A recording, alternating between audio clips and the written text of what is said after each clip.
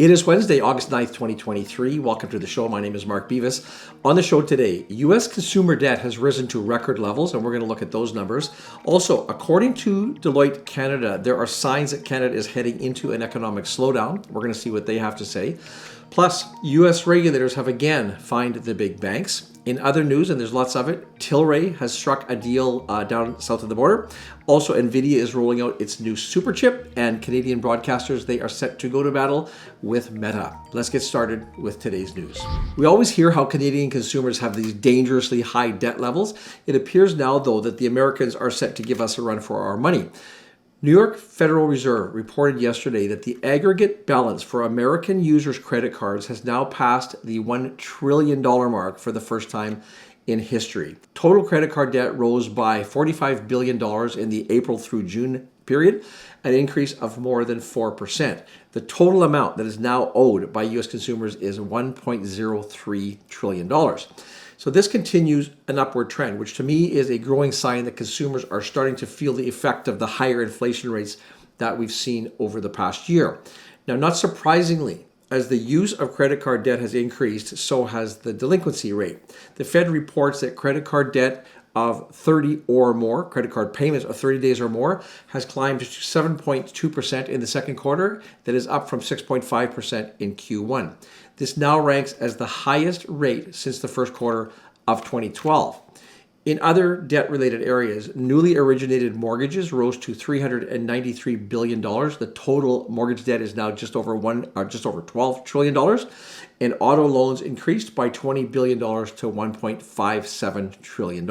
According to Don Desjardins, who is the chief economist at Deloitte Canada, a slowing of Canada's labor market seems to be materializing. We reported here on Monday that according to Statistics Canada, the most recent job numbers showed that Canada lost 6,400 jobs in the last month, and the unemployment rate rose to 5.5%. Now, Deloitte says that these figures, in their opinion, confirms that the aggressive interest rate hikes from the Bank of Canada have begun to work their way down through the economy. As a result, Deloitte is calling for extended weakness in the Canadian economy to materialize in the second half of 2023. Now, as this news might relate to the Bank of Canada's next interest rate decision in September, Desjardins believes the bank will likely choose to hit pause on interest rate hikes in light of this most recent data. She said, "I do think that this really bolsters the case for the bank to remain on the sidelines." Now, if the big banks wonder why they seem to get a bad rap from consumers, they can probably just look in the mirror. It might help them understand why. On Tuesday, U.S. regulators announced that they have issued penalties of $549 million against a number of U.S. and non-U.S. firms for failing to maintain electronic records for employee communications. The SEC, the Securities and Exchange Commission, issued $289 million in fines against 11 firms, and the Commodity Futures Trading Commission also fined 4 banks for a total of $260 billion.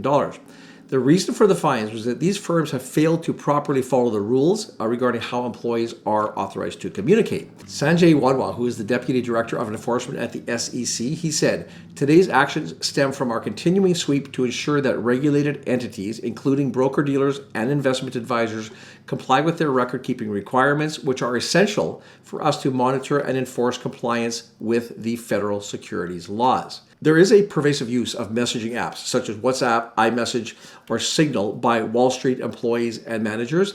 And this type of off-the-record communication is actually strictly prohibited by U.S. security regulations. And similar rules apply here in Canada. In late 2021, firms like JP Morgan Chase, Goldman Sachs, Morgan Stanley, and Citigroup were also fined a total of more than $2 billion for similar violations on their part. Now, in this most recent crackdown, the Bank of Montreal was also included, and they were fined $60 million. In addition to these fines, the banks were ordered to cease and desist, we'll see if that happens, from future violations, and they're now required to hire consultants to review the bank's policies. In the financial world, records of emails and other communications that occur via official channels are automatically generated. So when you make a conversation, you send an email, those are recorded. Some of the biggest scandals over the past decade have hinged on the incriminating evidence that has come out of these messages that had been preserved.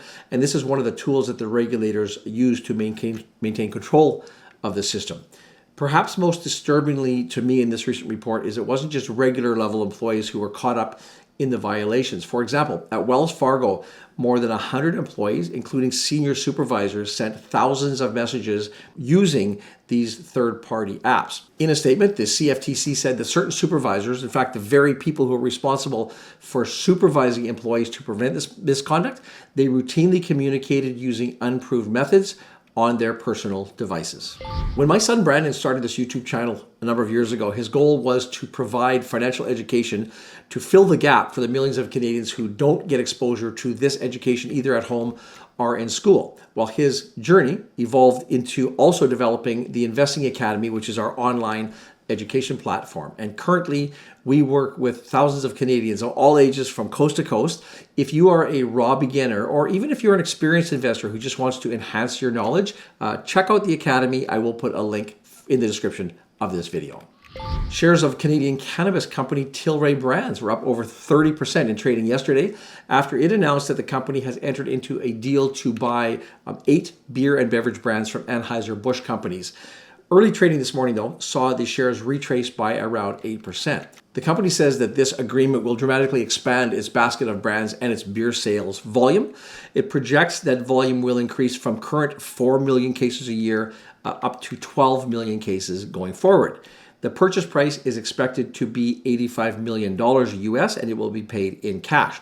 When the deal is complete, Tilray says that the growth will move it into the 5th largest craft beer operation in the United States. The deal is expected to close later this year. In its ongoing efforts to maintain its market share superiority in the AI hardware space, chipmaker NVIDIA announced a new chip that is designed to run artificial intelligence models. Currently, NVIDIA controls around 80% of the GPU market share, which has become the go-to chip for the large-scaled models used by companies such as Google with its Bard project and OpenAI's ChatGPT. NVIDIA's new chip, which is called the GH200, has the same GPU capacity as its current highest-end AI chip, the H100, but it pairs with 141 gigabytes of memory as well as a 72-core ARM central processor. NVIDIA's arch GPU rival AMD, they also recently announced an upgraded chip, the MI300X, which can support 192 gigabytes of memory. Companies such as Google and Amazon, they're also designing their own custom AI chips. Now, NVIDIA chip is expected to be available during the second quarter of next year. Effective yesterday, Meta has begun blocking news content here in Canada. Canadians will no longer be able to view or post on platforms such as Facebook and Instagram, and stories from Canadian news organizations are going to be blocked on these platforms as well. This is one of the ramifications of the Online News Act, which is more commonly referred to as Bill C-18. This law is designed to help Canadian news organizations, but the backlash really seems to be having the opposite effect.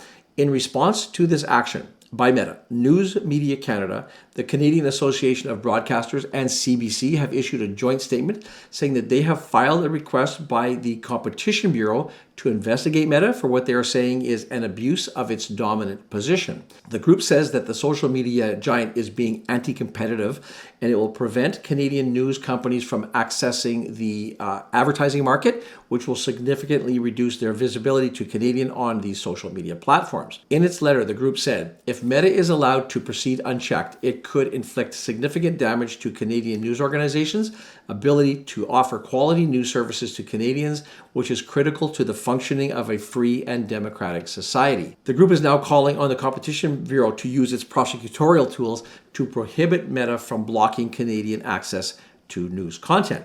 This to me is quite ironic. The way I see it, Meta has decided not to compete in the space, and yet their actions are being seen as anti-competitive.